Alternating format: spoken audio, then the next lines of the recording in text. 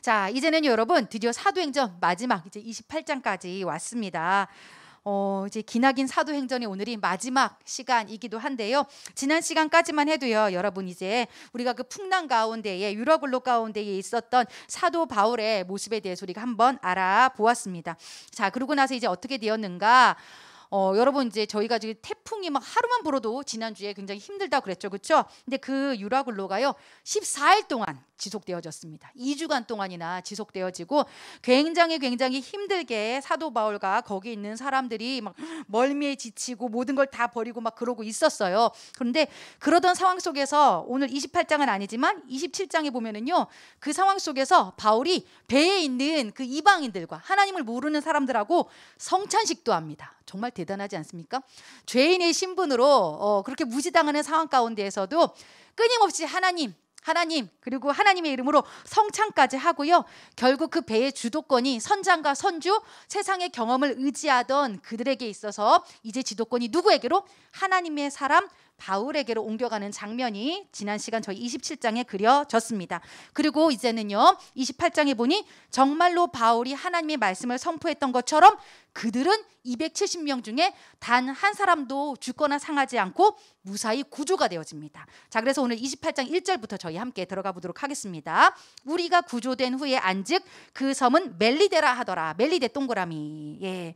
지금 이 멜리데는요 지중해에 있는 몰타섬입니다. 몰타섬. 현재도 지금 현존하고 있고요. 몰타섬에 가시면은 사도 바울의 유적을 지금도 여러분이 찾아볼 수 있습니다. 이건 여담인데요. 이게 몰타섬이 여러분 이렇게 그 유래한 게 강아지 중에 여러분 말티즈 아시죠? 말티즈가 이 몰타섬 출신이에요. 몰티즈라고도 하죠. 그렇죠? 그런 것처럼 이 멜리데, 옛날에는 멜리데라는 이름으로 불려졌던 그 섬에 구조가 되어 276명이 이제 들어갔습니다. 2절 비가 오고 날이 참에 원주민들이 우리에게 특별한 동정을 하여 불을 피워 우리를 다 영접하더라. 원주민 밑줄 한번 그거 보시겠어요? 바닷가 섬 사람들이에요. 굉장히 미신도 많이 신봉하고 하나님의 존재를 잘 모르는 자들인데 그들이 뭐라고 있다고 하고 있습니까? 지금요 특별한 동정을 하여 불을 피워 우리를 다 영접하더라. 여러분 원주민이라고 하면 영어에서 바바리안이라고 들어보셨습니까? 굉장히 막 뭔가 잔인하고 굉장히 몰상식한 그런 존재로 많이 그려지는데요. 오히려 그러한 원주민들이 상식 이상의 젠틀한 모습을 보여주고 있습니다. 심지어 믿는 사람들보다도 더 믿는 그러한 모습들을 보여주고 있는 거예요. 276명의 사람들을 어떻게 하고 있다? 특별한 동정을 하여 다 영접해주고 있다. 한 명 한 명을 정성을 다해서 지금 섬겨주는 그러한 장면이 등장을 하고 있습니다. 근데 여러분 지금 한번 좀 생각을 해보세요. 우리가 지금 어디 가가지고 낯선 섬에 툭 떨어졌을 때에 누가 우리를 구해줄까요? 누가 우리를 그렇게 밥을 챙겨줄까요? 누가 우리를 그렇게 막 따뜻하게 이불을 챙겨줄까요? 그거 대단하지 않습니까? 죽음에서 살아난 것도 놀라운데 하필 들어간 그 섬에 있는 사람들이 우리를 다 맞아줬다?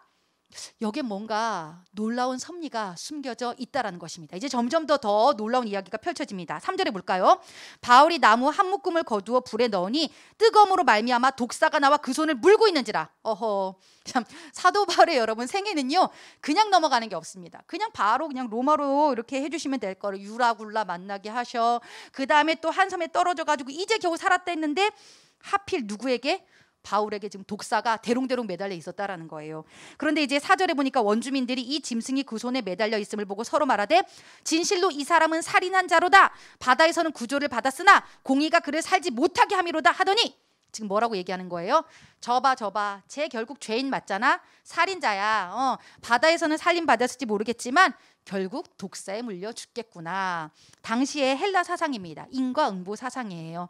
그런데 여러분 이 헬레니즘의 사상이요 오늘날 우리 안에도 굉장히 많이 들어와 있어요. 심지어 교회 안에도요. 그래서요 우리는 사람이 아프면 뭐라 그래요? 아프면 굉장히 연약하니까 챙겨줘야 되는데 쟤 기도 잘 안 하니까 저래.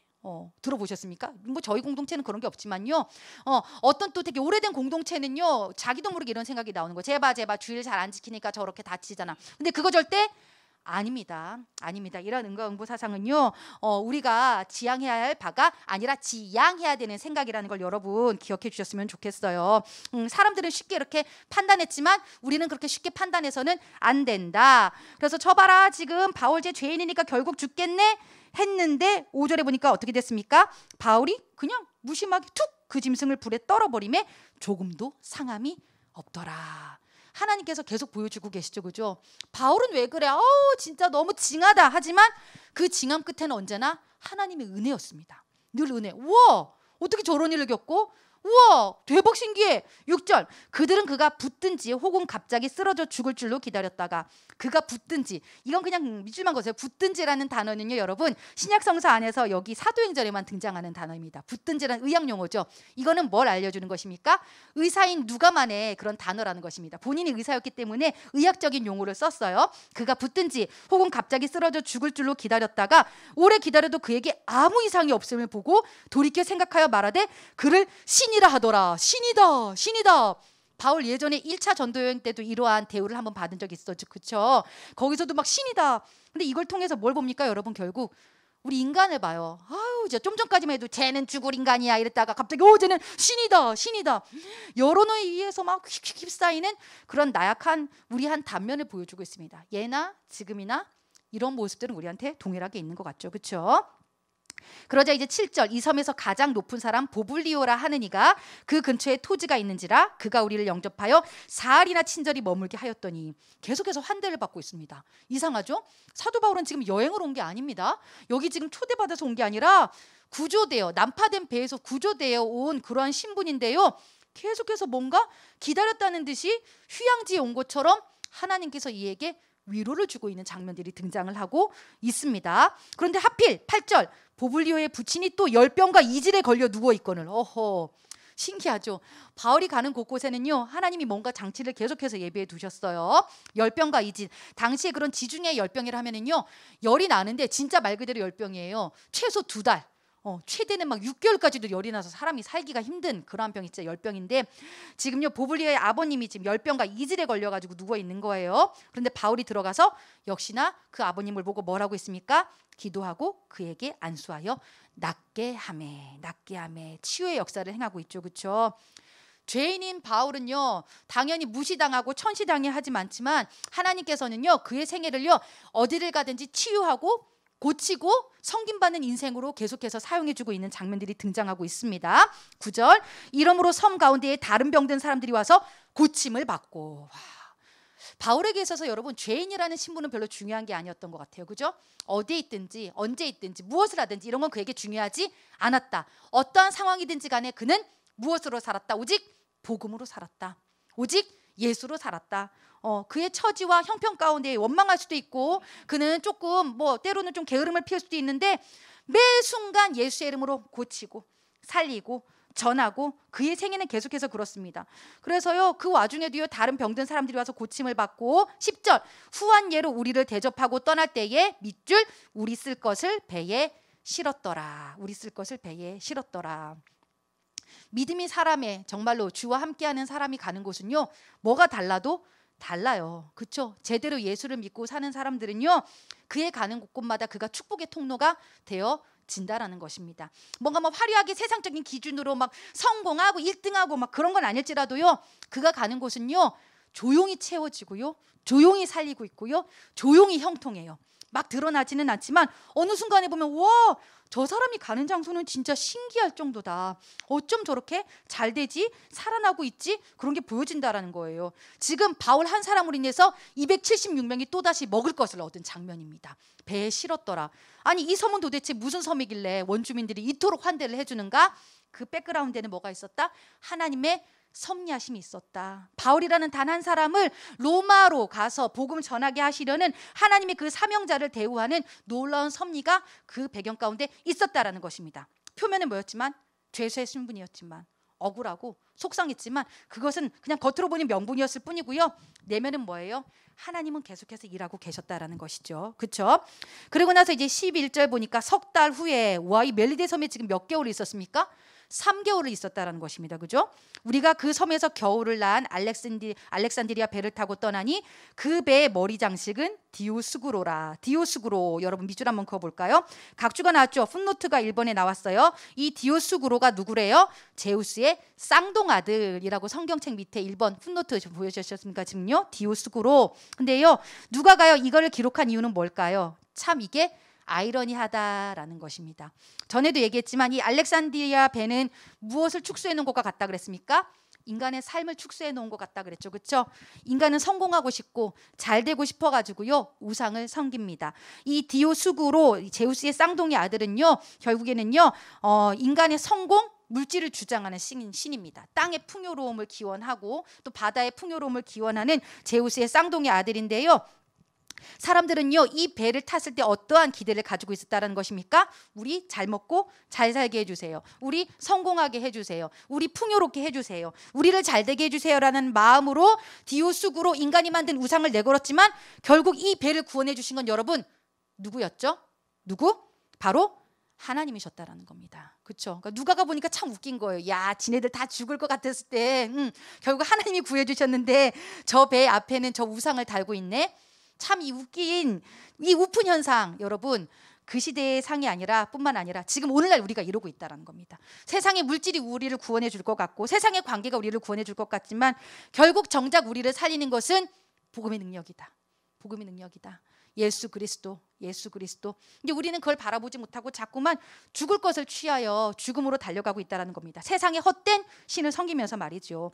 그렇게 이제 12절 수라구사에 대고 사흘을 있다가 13절 거기서 둘러가서 레기온에 이르러 하루를 지낸 후 남풍이 일어나므로 이튿날 보디올에 이르러 여기 남풍 동그라미 해볼까요? 13절 남풍 지금 보니까요 레기온에 이르러 하루를 지낸 후 그다음 보디올까지 여기까지 거리가 꽤 많이 된다고 그래요. 지금 여기가 뭐 540km인가요? 뭐 650km인가요? 제가 지금 정확한 수치는 생각이 안 나는데요.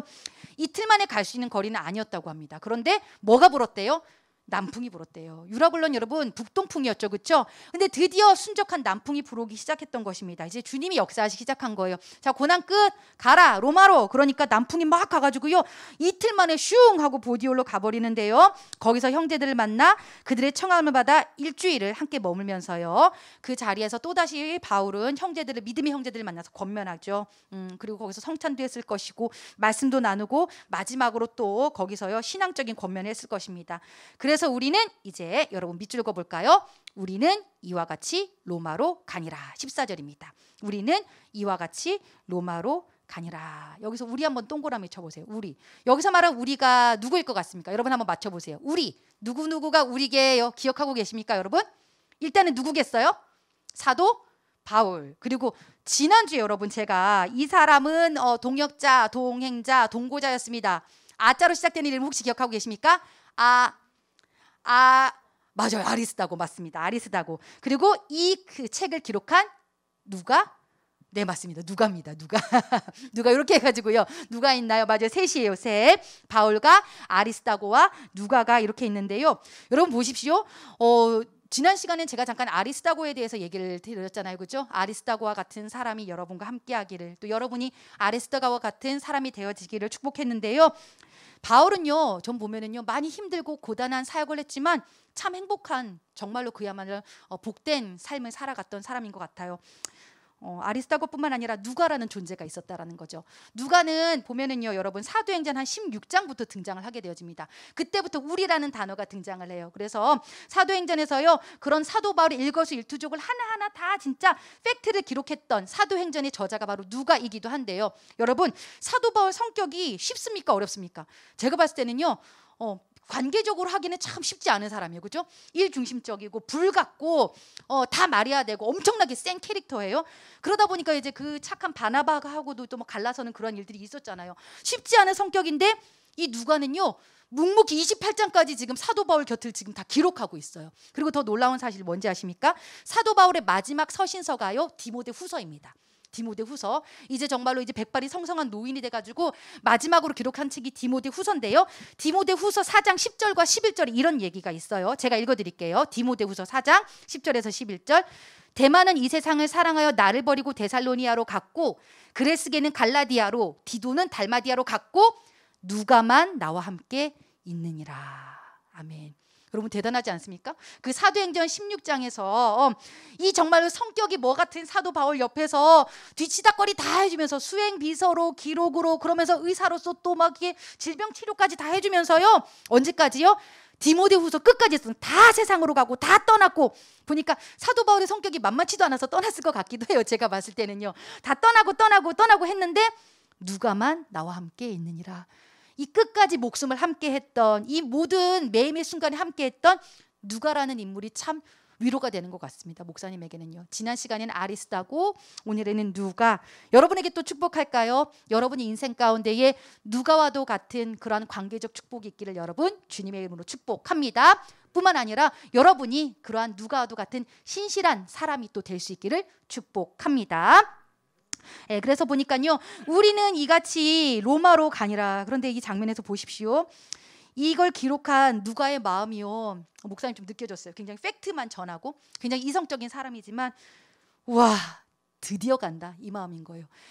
이야, 진짜 간다. 그래서요, 배가요 이렇게 가는데 이제 로마 항구가 보이는 거죠. 여러분 쫙 가는데 어땠을까요? 웬만한 사람이라면은 그 로마가 딱 보이는 그 순간 그 모든 그 어려움과 환란이 막 쫙 이렇게 영화처럼 지나가지 않았을까요? 그죠? 몇 번을 죽을 뻔했어. 예루살렘에서 얻어맞아 죽을 뻔하고, 또 감옥에서 2년 내내 썩어가면서 이게 죽냐 사냐 그러고 앉아 있고, 그 와중에서 또 막 이렇게 광풍 만나가지고 배가 난파돼가지고, 그 당시에 참고로요, 여러분. 그 배가 이렇게 항구에서 배를 타고 나갈 때요, 사람들이 다 유언장을 쓰고 나간대요. 지금처럼 뭐가 있는 게 아니잖아요, 그렇죠? 뭐 연락이 되는 것도 아니고요. 광풍을 만나면요, 이 배가 어디로 갈지 모르는 거예요. 뭐 그러다가 신대륙을 발견하기도 하고, 진짜 당시에는 그러한 일들이 있었기 때문에 이 사람들에게는요, 엄청난 믿음이, 엄청난 그런 어떤 도전이 일어났던 항해의 순간인데요. 근데 그 어려운 항해 가운데서 광풍까지 만나가지고 14일을 그렇게, 누가 봐도 죽을 길이죠, 죽을 길. 그렇죠? 근데 그 모든 죽음을 어떻게 하셨다? 하나님께서 다 건져주셨다. 그 모든 죽음의 순간 다 이겨내게 하시고, 심지어 마지막 멜리데 섬은요, 제가 봤을 때는 힐링의 섬이었어요. 힐링. 사도 바울과 그 일행을 마지막으로 하나님께서 내가 기억한다, 조금 쉬다가 조금 여기서 공급받고 그리고 이제 떠나, 이제 진짜 가자, 가자, 그러셨던 것 같아요. 그래서 이제 우리는 이와 같이 로마로 가니라. 여러분 막 징글징글했죠, 그렇죠? 그 모든 재판의 순간에 막 증명해, 네 변명해. 그러면은 예수는 그리스도, 예수는 그리스도. 입만 열면 예수, 예수. 얻어 터지면서도, 채찍으로 입에 막 맞아 입이 터지면서도 예수, 예수. 그랬던 자가 바로 사도 바울인데, 그걸 보면서도 누가랑 아리스다고가 얼마나 막 마음을 졸였을까요, 그죠? 아이고, 우리 바울 선생님 또 저러고 있다, 우리 또 얻어 터졌다, 같이 옆에 있다 또 얻어 터지고 몇 번을 죽을 뻔하고. 그러나 결국 주님께서는 사명자의 길 지키셨다. 사명이 있는 자는 일단 어때요? 여러분 많이 들어보셨죠? 죽지 않아. 사명이 있는 한 그 사명이 나를 이끌어가. 사명이 있는 한 난 다시 일어나. 그 사명이 있으면 난 다시 걸어 가는 거야. 그래서 난 그 사명 까닭에 주저앉을 수 없어. 그 사명 까닭에 나는 죽지 않는다. 그것이요, 사도 바울의 생애를 통해서 우리가 또 보여진다라는 것입니다. 목사님이 계속해서 얘기하고 있죠. 사도행전을 통해서 여러분에게 사명 발견하라 그랬어요. 하나님한테 물어가라 그랬어요. 내가 그 계획 막 짜지 말고, 하나님 나 어디로 가야 해요? 내 꿈 뭐예요? 나 어떻게 살아야 돼요? 계속해서 물어보라 그랬어요. 왜요? 그 사명이 여러분을요 살려요. 그 사명이 여러분을 바른 길로 인도할 것이기 때문입니다. 그렇죠? 그리고 나서 이제 15절, 그곳 형제들이 우리 소식을 듣고 아비오 광장과 트레이스 타베르네까지 맞으러 오니 바울이 그들을 보고 하나님께 감사하고 담대한 마음을 얻으니라. 아멘. 여러분, 사도 바울이 여기 오늘 몇 번째 오는 거죠? 처음 오는 겁니다. 처음 오는 건데 지금 뭐예요? 바울을 누가 안다고? 바울을 그곳 형제들이 소식을 듣고, 심지어 그때 무슨 여러분 SNS가 있었나요? 바울 내일 뭐 이렇게 로마 도착 뭐 이런 게 있었나요? 없었잖아요, 그렇죠? 어떻게 그 소식을 알았는지. 이 형제들이요, 대부분 보내 주석을 보면은요 70km씩 걸어온 사람들이래요. 짧게는 50km를 걸어온 사람들이래요. 바울을 본 적이 없는 사람들이에요. 그럼 이 사람들이 어떻게 이랬을까? 바울이 오기 전에 뭐가 먼저 왔냐면요, 여러분, 바울의 글이 먼저 왔습니다. 그 유명한 글이 뭐예요? 우리가 다음 주부터 하게 될 로마서입니다. 로마서는 언제 쓰여졌죠? 3차 전도 여행 당시에 쓰여졌어요. 여러분 기억하고 계십니까? 에베소에서 이렇게 나와가지고 에베소에서 이제 예루살렘으로 가노라. 그때 시기가 한 3개월 정도 있었는데요. 그 시기에 잠깐 우리 사도 바울이요 로마를 향해서 가겠노라고 선포하면서 로마서를 향해서 진짜 막 최고의 교리의 정수를 거기서 막 써내려 간 거예요. 이제 진짜 모든 길은 로마로 통한다, 그런 말이 있었을 만큼 로마는 정말 결전의 장소였기 때문에 그가 호락호락 쓸 수가 없었어요. 정말로 온 그의 모든 모든 정수의 지식과 지혜와 하나님의 마음을 담아서 쓴 글이 이제 로마서인데요. 그 로마서가 사도 바울보다 먼저 로마에 도착했어요. 그래서 거기에 있는 디아스포라 유대인들 혹은 거기서 이렇게 짬짬이 전도를 받은 그런 어떤 성도들이요, 로마서를 통해서 힘을 얻고 또다시 그 로마서를 통해서 전하며 전하는 중에 성도들이 늘어났다라는 거예요. 참 놀랍지 않습니까? 사도 바울은 아직 오지 않았으나 그는 고난 중에 있었으나 그의 서신이 먼저 로마에 도착해서요, 믿는 자들에게 진짜로 깊은 뿌리를 내리게 해줬어요. 놀랍지 않나요? 사도 바울이 잘나서? 아니죠. 복음의 능력이죠. 이 모든 것들이 복음의 능력이라는 것입니다. 그런데 이제 바울이 그걸 보고 뭘 했대요? 하나님께 감사하고 담대한 마음을 얻으니라. 여러분 보십시오. 이제 로마에 도착했다고는 하지만 그래 그렇게 해서 로마에 왔어. 그런데요, 뭐 거기 뭐 연고지가 있는 것도 아니고 뭐부터 시작해야 되는지도 모르고, 그런데 그러니까 일단은 사도 바울의 마음이 어땠을까요? 왔다. 그런데 어떡하지? 막막하지 않았을까요? 그렇죠? 우리 목사님들도 나중에는요, 뭐 이렇게 이제 몇 년 후에 진짜 막 개척을 하고 혹은 이제 정말로 담임의 사역을 감당해야 될 때에 그래 그것이 목표야 했지만 막상 됐을 때 어떨까요?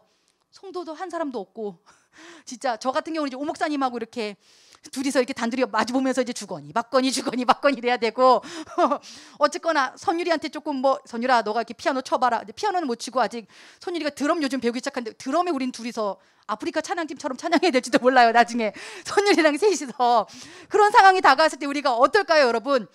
막막하겠죠. 그렇죠? 와, 일단 오라에서 오긴 했는데 어디서부터 시작해야 되지? 뭐부터 시작해야 되지? 그러한 바울을 향해서 하나님이 아시고 사람들을 보내주신 거예요. 바울아, 봐라. 이것이 복음의 능력이다.